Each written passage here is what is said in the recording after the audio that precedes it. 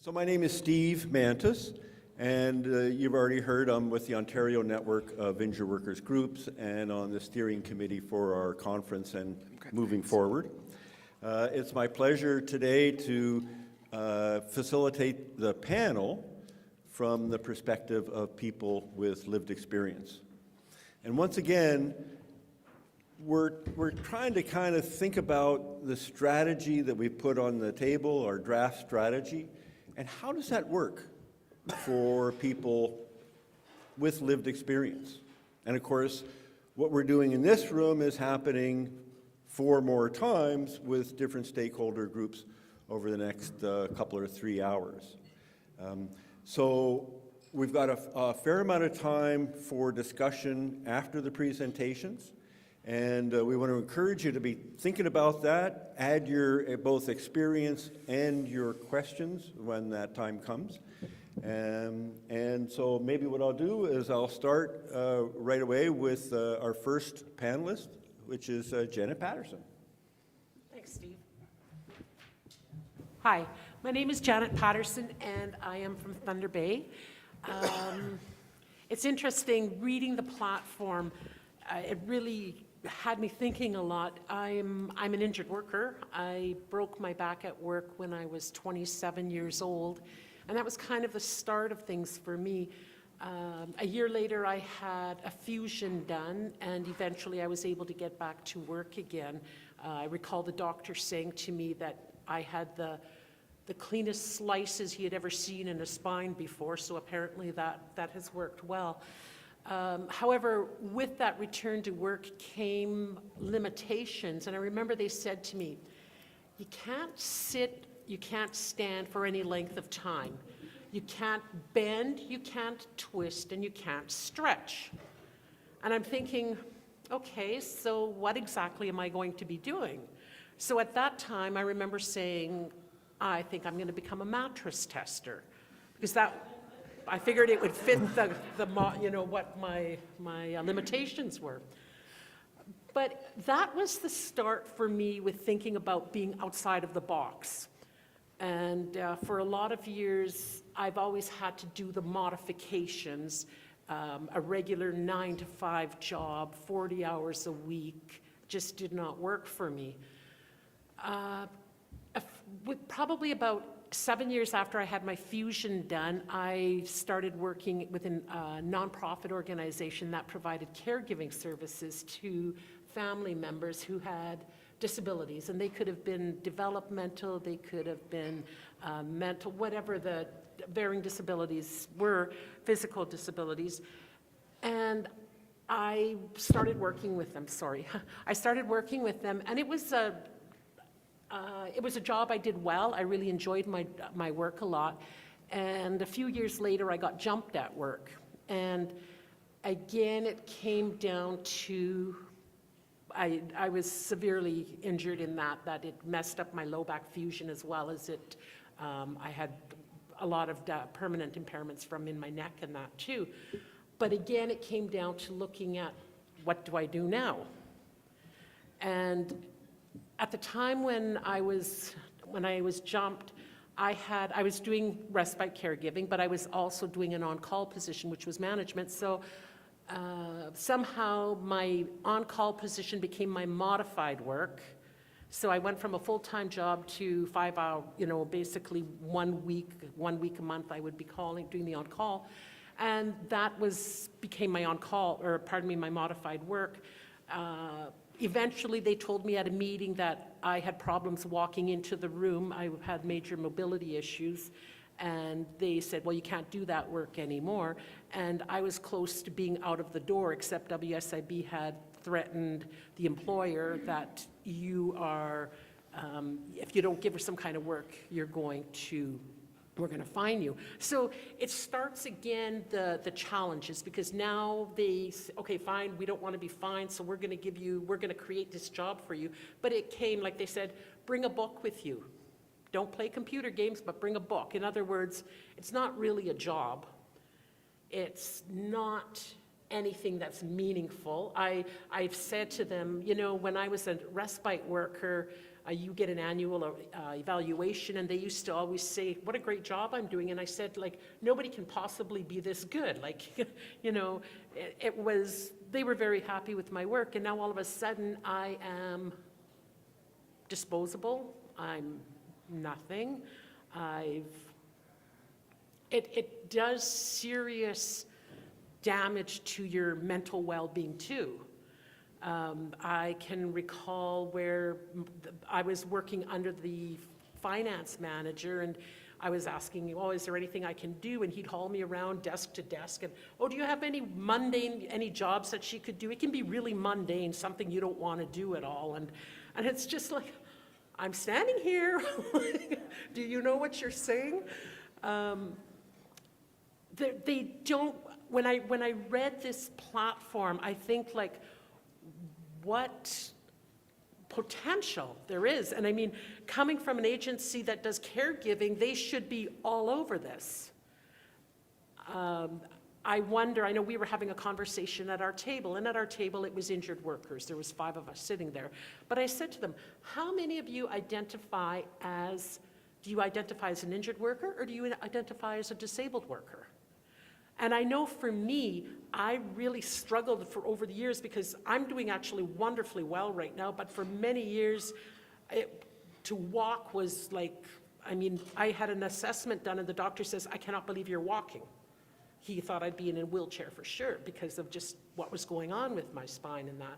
But it's like, I didn't want to take that step.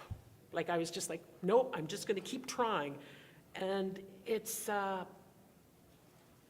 so I read this now and I think, okay, and now I do say, you know what, I am disabled. And I'm quite comfortable saying that, you know what, I cannot work 40 hours a week. I cannot maybe do a lot of things that other people can do, but I certainly have a strong skill set of stuff that I can bring to the table. And I think the employers, that's going to be one of the biggest challenges, is getting the employers to understand what a person can bring to the table. So, thank you.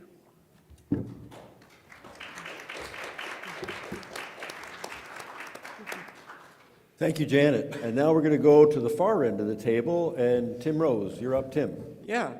First of all, I'd just like to say it's, as a Senators fan living in Toronto, it's great to be back in friendly territory. So it's great to be back in Ottawa. My name's Tim Rose, and I was lucky enough to be born with cerebral palsy. So I have the use of 2 fingers on my left hand, full vocal range, and that's pretty much it. And I don't care how confident you are, but when you have 2 degrees and you get 78 no's or 78 non-calls, your confidence takes a bit of a hit. And if it hadn't been for the amazing support system I had around me, my wife, my mother, who's a former HR director, and when your mom's a former HR director, it's both a blessing and a curse when you're looking for work. But if it hadn't been for that support system, I don't know where I would be. But the light bulb moment for me happened when I realized that if no one else would see the asset that my disability presented, that I was just going to go out there and show them. So I started my own consulting business called Disability Positive Consulting. And the whole point of that business was to demonstrate the asset that is inherent in people's disabilities. If you think about all the words that are huge in business today, words like innovation, flexibility, thinking outside the box, all these characteristics that we are looking for in employees are all things that I have simply because of my disability. My disability is the root cause of everything that makes me a good employee. It's the work ethic, it's the ingenuity, It's the flexibility. It's the memorability, right? People remember me when I walk into a room. And when you're in sales, that can be a really good thing. I stick in people's heads.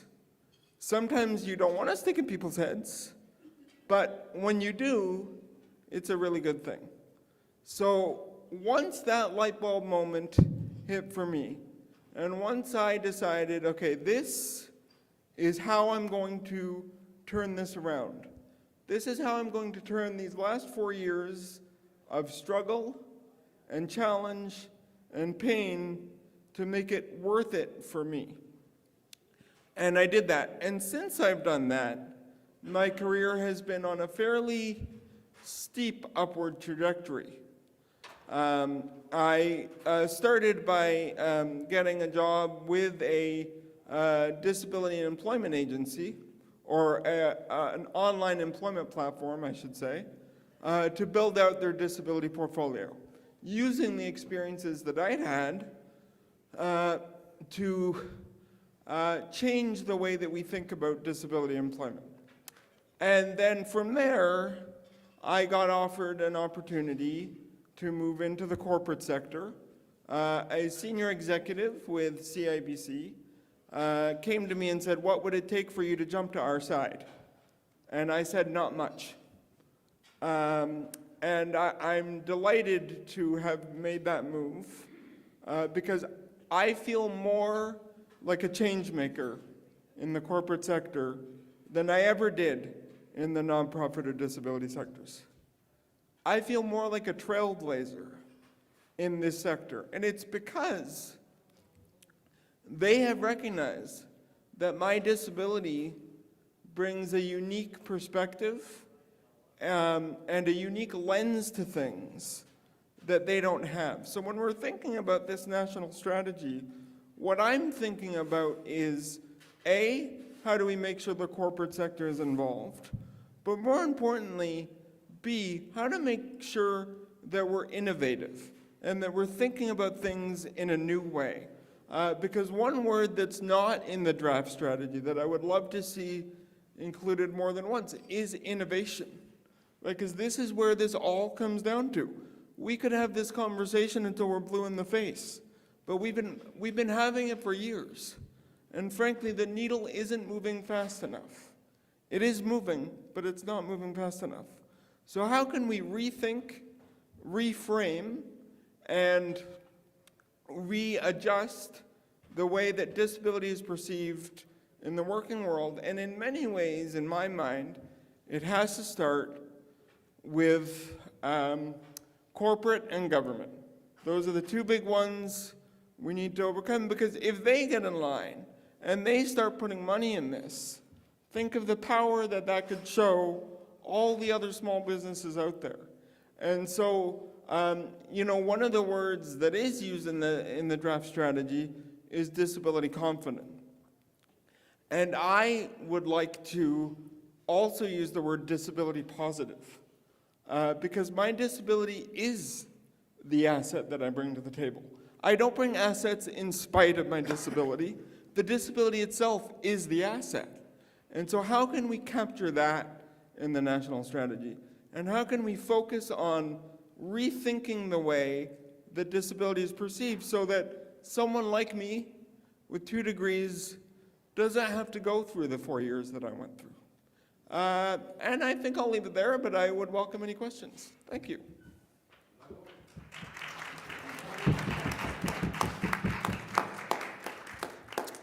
Thank you, Tim. Next up is Steve Esty.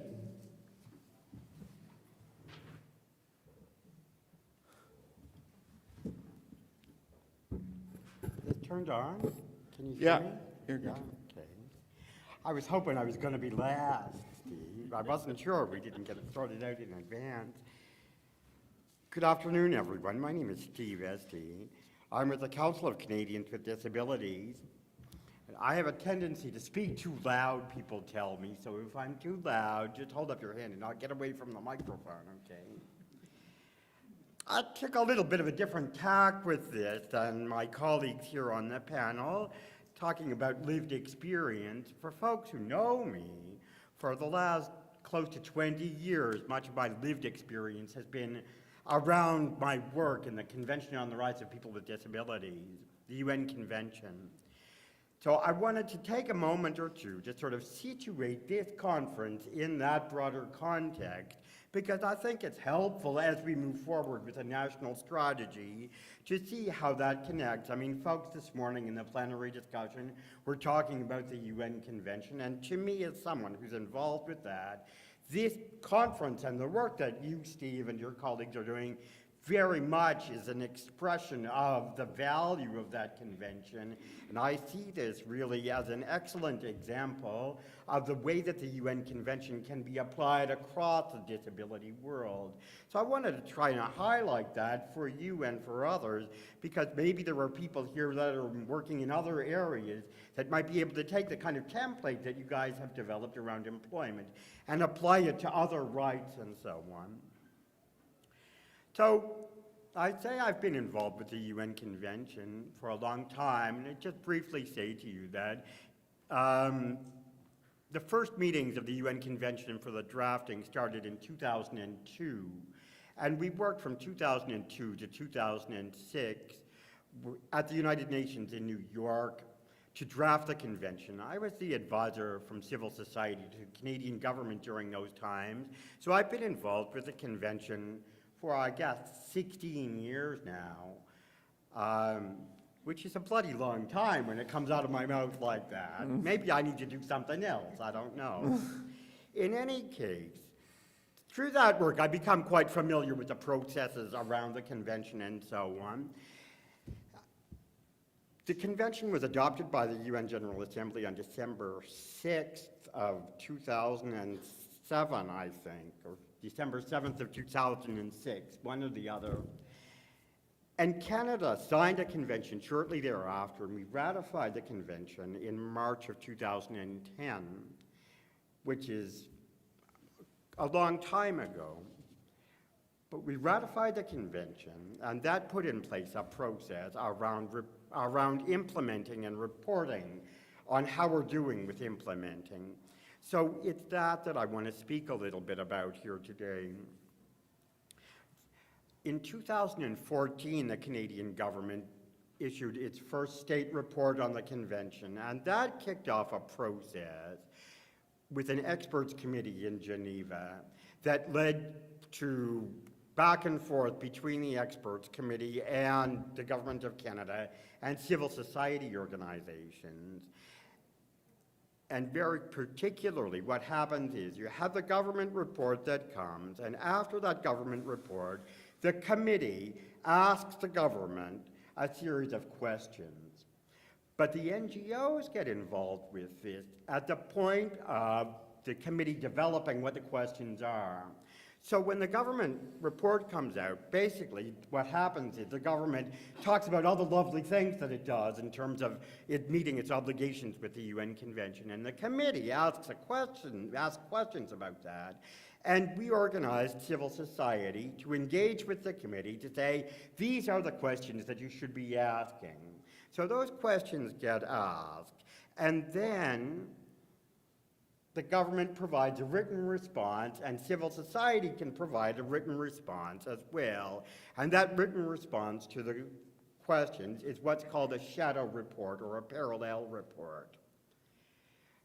After the parallel report comes out, then the government provides another written report and travels to Geneva to meet with the committee to talk about their original report, the questions and the responses to questions. And then the committee issues a series of recommendations, or what's called concluding observations. Now, I know this is as boring as watching paint dry, so thank you very much for bearing with me.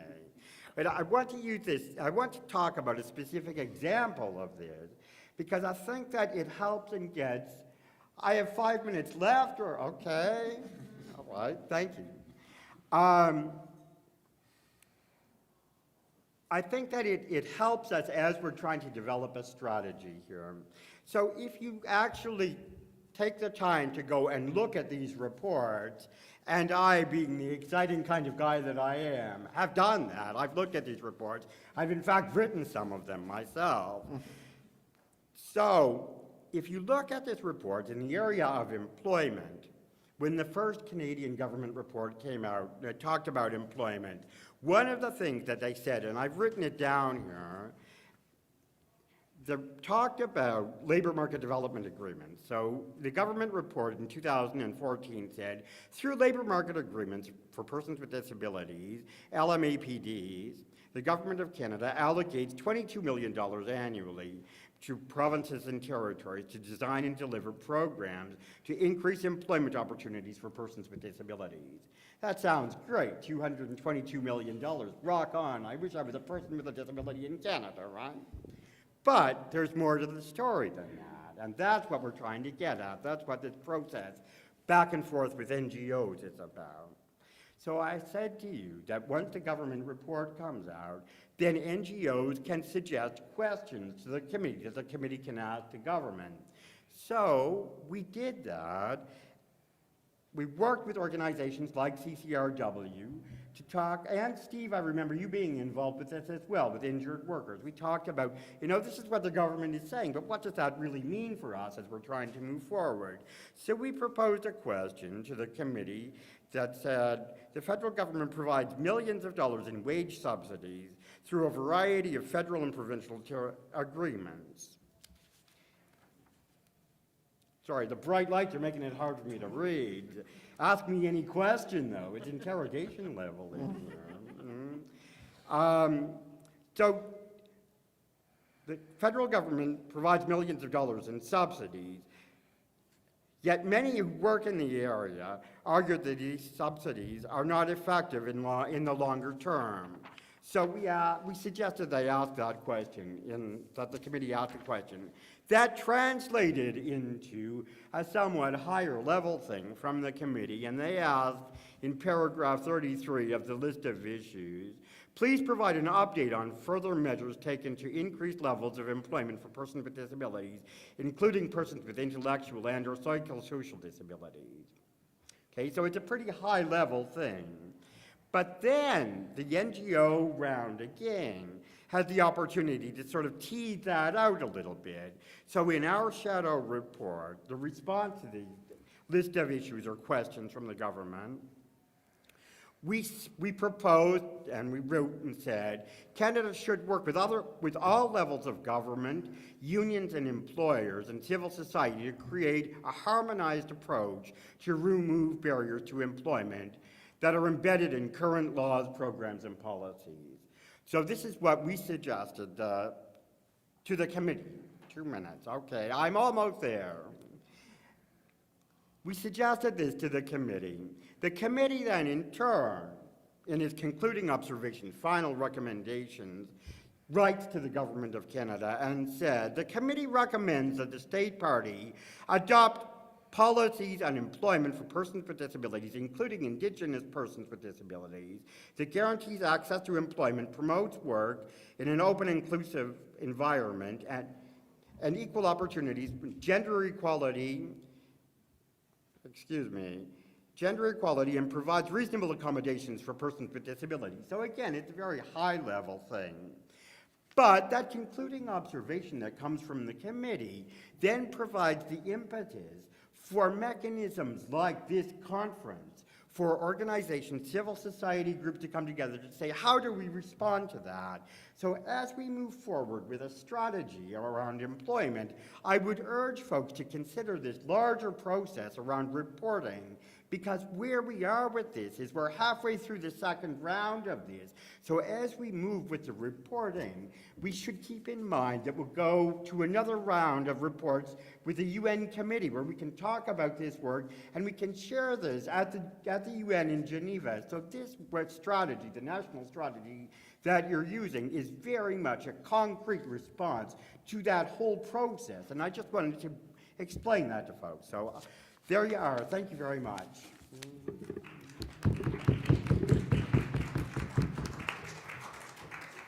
Thank you, Steve.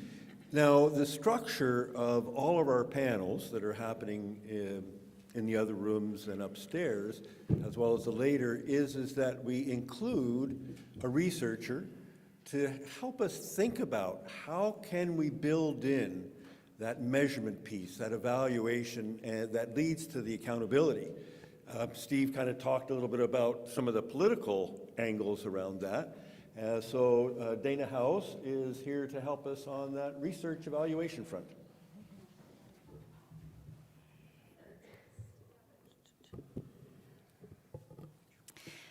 Hi there. As Steve said, I'm here to bring a bit of a research perspective.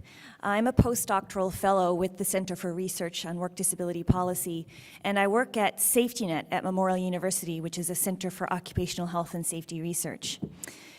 And when I was asked to speak to some of the more pertinent research findings around work disability, I naturally thought of my own research, and specifically my recently completed doctoral research, where I interviewed injured workers about their experiences with compensation claims, particularly those with problematic compensation claims.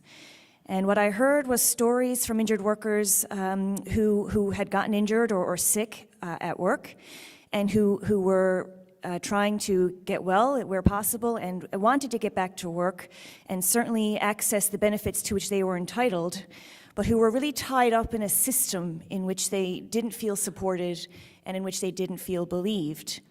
And what I saw was a sort of a moral response on their part, or a moral engagement in the compensation system, where they sort of saw it and understood compensation claiming in terms of justice and fairness and deservingness, which was in really stark contrast to the way the Compensation Board engaged with compensation claiming, which was more as a matter of bureaucracy and administration, and largely trying to cut lost time claims so as to keep their own expenses down. And what that research revealed for me is sort of the broader social forces that can really shape one's experience with not just the compensation system, but any sort of system where someone is trying to access supports.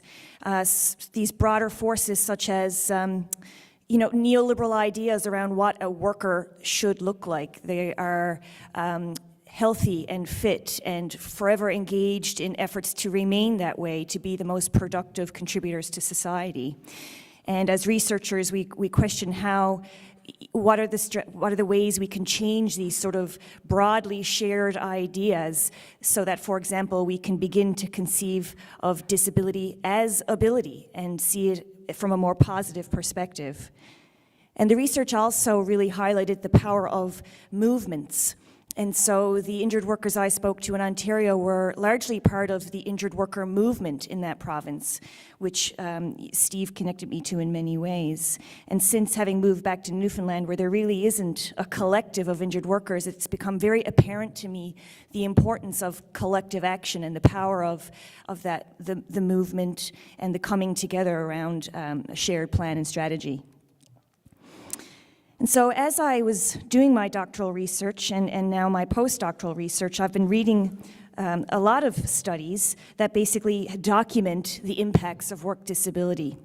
So this is not going to surprise anyone, but those include a higher likelihood to suffer mental illness, oftentimes due to financial hardship, lack of social support and perceived loss of control.